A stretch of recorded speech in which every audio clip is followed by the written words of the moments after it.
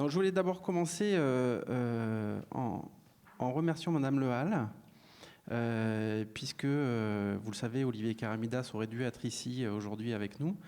Et un heureux événement est sur le point d'arriver. Donc, je ne sais pas si la fumée est blanche ou pas encore tout à fait. Mais en tous les cas, on nous parle souvent de la dette qui pèse sur la tête de chaque nouveau-né français tous les ans et tous les mois et toutes les secondes. Mais il faut dire qu'en face, il y a quand même des actifs très importants, vous l'avez rappelé, un patrimoine immense, la première destination touristique ou presque du monde, des chapelles romanes à ne plus savoir qu'en faire. Donc voilà, c'est une petite boutade, mais pour dire que quand même, on a aussi dans notre bien commun ce patrimoine-là, matériel et immatériel, et qu'on a souvent tendance à l'oublier, et que effectivement, c'est une vraie richesse qui nous appartient à tous. Je ne sais pas trop comment commencer, mais je vais commencer par me présenter, puis après à revenir sur quelques termes qui ont été utilisés depuis ce matin. Donc, je suis Laurent Sternat, je dirige depuis bientôt 3 ans le Centre régional des lettres de Midi-Pyrénées à Toulouse, qui est une agence cofinancée par l'État et par la région sur la structuration effectivement de la filière du livre au sens large, c'est-à-dire dans 4 directions, le soutien à la création, l'économie du livre, si on a le temps, c'est ça que j'aborderai tout à l'heure, le patrimoine écrit, puisque nous sommes aussi pôle associé régional avec la BNF, Bibliothèque nationale de France, et la coopération du réseau de lecture publique, coopération entre bibliothèques. Auparavant, j'étais, comme vous l'avez rappelé, directeur de la culture ici en PACA pendant à peu près 6 ans, pendant la capitale européenne de la culture. Je faisais donc partie du conseil d'administration de MP13 depuis le tout début, c'est-à-dire 2008. Et d'autres expériences les plus marquantes, j'y reviendrai peut-être, l'intégration de l'Orchestre des Jeunes de la Méditerranée au Festival d'Aix, qui me semblait stratégiquement très, très important. Avec une particularité sur ce territoire, c'est que tout prend beaucoup plus de temps qu'ailleurs. Donc ça nous a pris 4 bonnes années. Et précédemment encore, j'étais à Saint-Nazaire, donc c'est pour ça que j'ai souri quand vous avez présenté Estuaire Nantes-Saint-Nazaire, puisque j'étais déjà à culture à Saint-Nazaire, et donc je m'occupais de la partie nazérienne de la première édition d'Estuaire, avec Astrid Gingembre, que vous avez dû connaître, j'imagine, au lieu unique. Et j'ai aussi souri parce que présenter Jean Blaise comme les nouvelles générations, sachant que sa première intervention, qui d'ailleurs n'a pas laissé que des bons souvenirs, mais c'est pas grave, à Saint-Nazaire date de 1981, je trouvais ça assez savoureux. 85 81. En Nantes. Oui, 81 à Saint-Nazaire. Non, mais ça n'est qu'une boutade, mais j'expliquais mon sourire de tout à l'heure. Donc je reviendrai peut-être sur l'exemple aussi nazérien, qui est en partie, enfin, dont Estuaire était l'une des étapes et l'un des moments, mais qui a aussi sa logique et sa temporalité propre. Et juste avant, pendant 4 ans, j'étais directeur de la culture et du théâtre à Villeneuve-sur-Lot. Et donc on a travaillé aussi un projet de territoire, de constitution d'une communauté de communes autour de la culture comme lien d'identification à un nouveau projet qui avait 2 axes. L'un qui était sur le patrimoine vernaculaire, le patrimoine rural, et l'autre qui était sur le théâtre jeune public et sa diffusion sur des territoires ruraux. Je reviens sur plusieurs termes qui ont été utilisés tout à l'heure. Et en fait, il y en a beaucoup. C'est pour ça que je suis pas sûr de parler de ce que j'avais prévu d'évoquer avec vous. Il a été question d'innovation et de transformation, sous-entendu, j'imagine, sociale.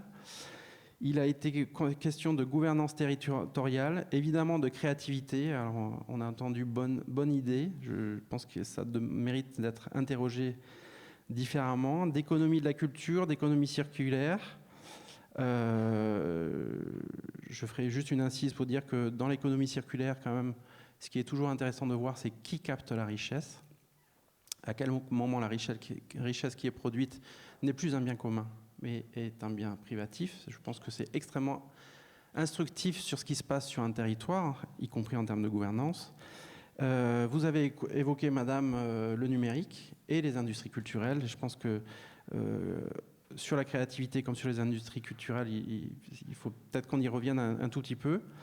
Et puis, vous qui avez présenté votre grille d'analyse, vous avez parlé de politique publique, d'interpeller le politique, et ça m'a aussi fait sourire parce que je pense que le politique, c'est nous. Alors bien sûr, moi qui suis un peu hybride, puisque je suis un fonctionnaire territorial, très étonnant, qui plus est, je suis plus dans l'institution, puisque je l'ai été ici de manière très pyramidale, avec, représentant une institution dans un dialogue avec l'État et avec les porteurs de projets, qui évidemment ne comprenaient pas pourquoi on n'allait pas soutenir l'intégralité des projets qui étaient tous plus merveilleux les uns que les autres. C'était comme les chapelles romanes. J'ai fait un pas de côté puisque je suis mis à disposition d'une agence sous statut association loi 1901. Et je pense que c'est pas neutre dans mon parcours d'avoir fait ça. Donc avant de réinterroger peut-être créativité, numérique, industrie culturelle, j'avais aussi prévu, j'ai une petite interview de 4 minutes, je ne suis pas sûr qu'on ait le temps de la passer tout à l'heure, mais ça m'a fait rebondir quand Edina et Olivier m'ont proposé d'intervenir à la notion d'écologie des pratiques. Et l'écologie des pratiques est une notion qui a été développée par Isabelle Stengers, qui est une universitaire philosophe, d'abord spécialiste des sciences dures, et notamment de la physique, et qui, à partir de ce travail-là, a développé une analyse de ce que c'est que la gouvernance de projet. Alors, il ne faudrait pas le dire évidemment comme ça, mais je résume à outrance, avec une certaine forme de radicalité, de réinterroger justement l'économie de la culture, l'économie circulaire, la captation de richesses et ces éléments qui se développent sur un territoire, et puis aussi la question de comment on transforme un territoire en se transformant soi-même, et c'est-à-dire avec quelle manière, sur quelle modalité on intervient en tant qu'acteur, qu'on soit acteur public, acteur privé, porteur de projet, simple citoyen. Et ça, c'est une notion extrêmement importante pour elle, c'est-à-dire qu'on n'est pas des sachants venant sur un territoire, on est des faisant partie ou pas d'un territoire, ou décidant d'y venir ou pas. Et si on a aussi le temps, je pourrais vous parler un peu de l'expérience Marseille-Provence 2013. Je vais faire comme ça. Décidément, je ne fais absolument rien comme j'avais prévu de le faire. J'aperçois au fond l'un de mes anciens étudiants, Monsieur Delay, bonjour, et qui pourra témoigner que je posais souvent comme question à mes étudiants, quand je faisais une séquence sur Marseille-Provence 2013, capitale européenne de la culture, je leur posais en début de séance la question, pour vous, c'est quoi Marseille-Provence 2013, capitale européenne de la culture? C'est vrai? Et évidemment, la réponse fusait d'étudiants de Master 2, développement culturel. C'est un excellent et très beau projet culturel de programmation artistique et culturelle. Et moi, directeur de la culture de la région PACA, je leur répondais, mais j'aurais pu dire la même chose sur Estuaire, à Nantes-Saint-Nazaire, eh bien non, c'est absolument pas un projet culturel. Ce qui est évidemment choqué un peu les gens. Mais je pense sincèrement que ce type de projet, au départ, alors après on pourra parler d'artistique, hein, c'est encore autre chose, ce ne sont pas des projets culturels. Pourquoi la capitale européenne de la culture a été donnée à Marseille, Provence C'est plus qu'un basculement d'image, c'est parce qu'il y a une analyse objective malgré toutes les qualités, et j'adore ce territoire. La preuve, c'est que j'y reviens très régulièrement, et j'y reviendrai encore à l'invitation de l'IMPGT l'an prochain. Mais c'est parce que l'analyse de ce territoire faisait apparaître par rapport aux autres concurrents, notamment Toulouse, il y avait Bordeaux aussi, sur la capitale européenne de la culture, des retard important de développement. Martine Aubry a l'habitude de dire que la capitale européenne de la culture à Lille 2004 lui a fait gagner 10 ans, mais pas 10 ans en programmation artistique, 10 ans en urbanisme, 10 ans en développement économique et surtout en 10 ans en gouvernance du territoire et en gouvernance politique. Et donc, si on prend la question de la capitale européenne de la culture sous cet angle-là, ça veut dire que l'objet réel qui était avant même la capitale européenne de la culture, c'était la montée en puissance et la création d'une nouvelle gouvernance territoriale, et notamment de la métropole.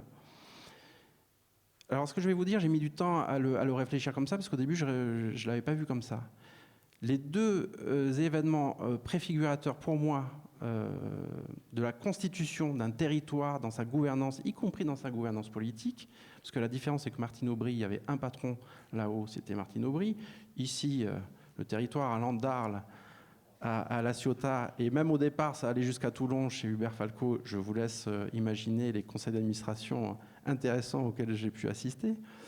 Eh bien, les deux événements premiers, ça a été pour moi la construction du GTP, l'ouverture du GTP en juin 2007 pour la tétralogie. C'était Stéphane Lissner qui avait demandé un grand théâtre pour pouvoir faire la tétralogie de Wagner.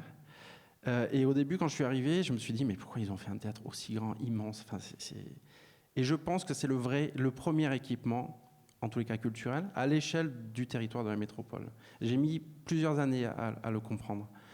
Le deuxième événement, c'est la fusion des universités. Et ça, c'est un vrai succès sur ce territoire. Il y a plein de territoires où ils n'y sont pas parvenus. Peut-être que ça viendra. Toulouse en est un très bon exemple. Et je pense que c'est vraiment le troisième moment, c'est la capitale européenne de la culture. C'est-à-dire que pour la première fois, effectivement, il y avait tous les exécutifs d'un territoire, les maires, le président du conseil général, maintenant départemental. J'ose juste une digression. Je ne comprends pas pourquoi on a appelé ça conseil départemental. Parce que pour ceux qui ont un peu de mémoire, c'était le terme que Pétain avait choisi pour cet échelon-là. Et je trouve très grave de revenir à ça, mais bon. La région Provence-Alpes-Côte d'Azur. Et donc tout ce travail, malgré les heurts, malgré les difficultés, pour ceux qui ont été là, je vois Ferdinand Richard qui était sur le territoire, il y a eu l'épisode du double guichet unique. Alors il n'y a qu'à Marseille qu'on peut imaginer ça, un guichet unique de projet pour Marseille-Provence 2013, à Marseille-Provence 2013, et puis la ville de Marseille qui voulait avoir aussi son guichet unique de dépôt, puisque c'était évidemment des guerres de préséance et des guerres politiques qui se déroulaient là-dessus. Et donc ça veut dire que je pense réellement que tous ces projets sont aussi des projets de territoire, et l'exemple que vous venez de donner sur le train bleu le montre, et c'est une manière aussi de coopérer politiquement à travers la culture, et ce sont aussi des projets qui modifient, qui bougent les lignes de la gouvernance et des rapports et des positionnements sur les territoires, qu'on soit acteur privé, acteur public, peu importe. Et si je viens peut-être sur Estuaire et l'expérience à Saint-Nazaire, moi je suis arrivé à Saint-Nazaire courant 2004, ville très particulière, portuaire d'abord, ça c'est toujours une ville passionnante d'avoir cette histoire-là, mais une ville meurtrie puisqu'elle a été rasée en 1944 à cause de la base sous-marine que vous avez vue sur les images. Le poussin qui était à gauche, le plus jaune, était devant la base sous-marine qui a été coulée sur la guerre maritime duquel Albert Londres était parti en Guyane, en Indochine, etc. Et donc c'est un mur absolument prégnant dans la mémoire nazérienne qui fait, je sais pas, 300 mètres de long, 28 de haut, 100 de profondeur. Et en fait, le travail a été vraiment un travail d'accompagnement, de reconquête de la ville sur elle-même. C'est-à-dire une ville qui a été rasée en 1944 pour une attaque terrestre qui n'a jamais eu lieu, ce qui est encore plus frappant.